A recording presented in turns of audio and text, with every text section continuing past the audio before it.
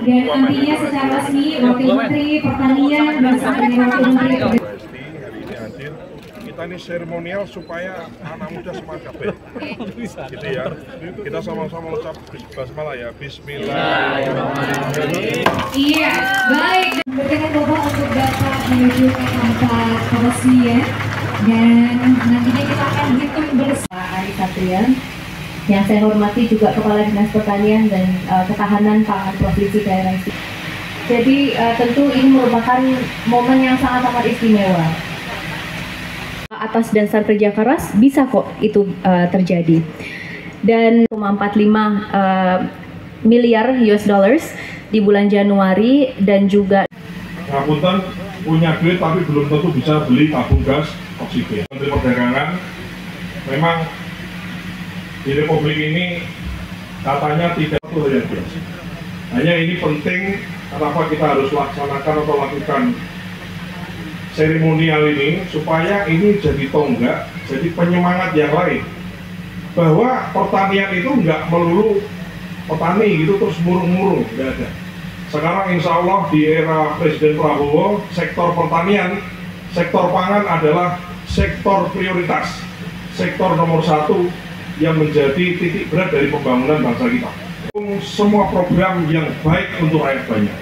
Ya Mbak Ella ekspor ke mana? Ke Kanada katakan, tapi produknya dihasilkan dari banyak petani yang menjadi mitra beliau.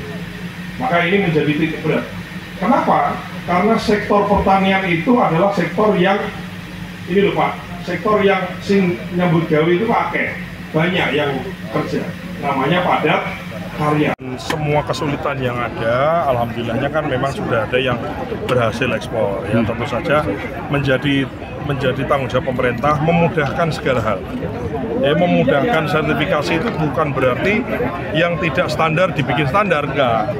Memudahkan dalam hal ini mudah, biayanya nggak mahal, ya kemudian keterlibatan banyak pihaknya dikurangi, lebih pada intinya saja. Jadi kan tadi ada usulan-usulan terkait bagaimana sertifikasi itu mencontoh kementerian lain, misalnya tadi kan kami diberi masukan ya, kayak misalnya di Kementerian Kelautan kan ada HACCP, nah itu bagaimana berlaku juga di Kementerian Pertanian untuk produk-produk pertanian. Selama ini kan melalui mekanisme yang cukup panjang, nah ini kita pelajari.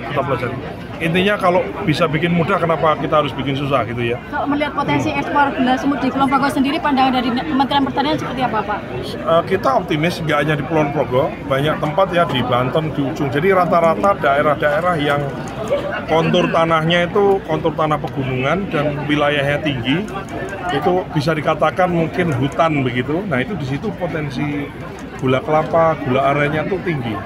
Nah sementara kita itu kan menggunakan gula aren sama gula kelapa kan yang orang tuh lebih concern terhadap kesehatan dan lain-lain kan. Jadi kebutuhan dalam negeri kan tidak terlalu besar. Nah kebutuhan besarnya itu termasuk luar negeri dengan harga pembeliannya yang bagus gitu loh. Kalau kita bisa jual dengan harga lebih mahal, kenapa mesti jual lebih murah kan gitu ya? Sehingga kalau kita jual lebih mahal, tentu saja bisa membawa kesejahteraan bagi petani. Kita memastikan bagaimana kalau bisnis mau sustain itu kan petaninya mesti sejahtera, pedagangnya juga untung, yang diekspor untung, yang terima untung, jadi semua untung, maka bisnisnya akan sustain. Pertama kalau kita ngelihat hari ini kan konteksnya dalam rangka pelepasan ekspor ya, gula semut, dan ini menjadi salah satu komoditas andalan karena menghasilkan nilainya kalau tidak salah tadi disampaikan 1,1 miliar rupiah, dan ini luar biasa karena digagas oleh para petani milenial, jadi anak-anak muda gitu. Nah maka kedepannya kami berharap bahwa Kementerian Perdagangan dan Kementerian Pertanian bisa berkolaborasi, bekerja sama, karena salah satu ranah kami di perdagangan adalah bagaimana kita bisa men-tap pasar luar negeri melalui perjanjian perdagangan internasional yang saat ini sedang kita garap, kita usahakan untuk bisa selesai. Beberapa diantaranya Indonesia EU SEPA misalnya, atau Indonesia Kanada juga ada gitu. Nah mudah-mudahan ini bisa membantu, dan yang terakhir adalah UMKM bisa ekspor. Kita punya market intelligence-nya, kita punya analisa pasar di luar negeri seperti apa, punya kantor perwakilan di 33 negara. Nah mudah-mudahan ini semua bisa menjadi bermanfaat dan bisa kita kolaborasikan dengan lintas kementerian.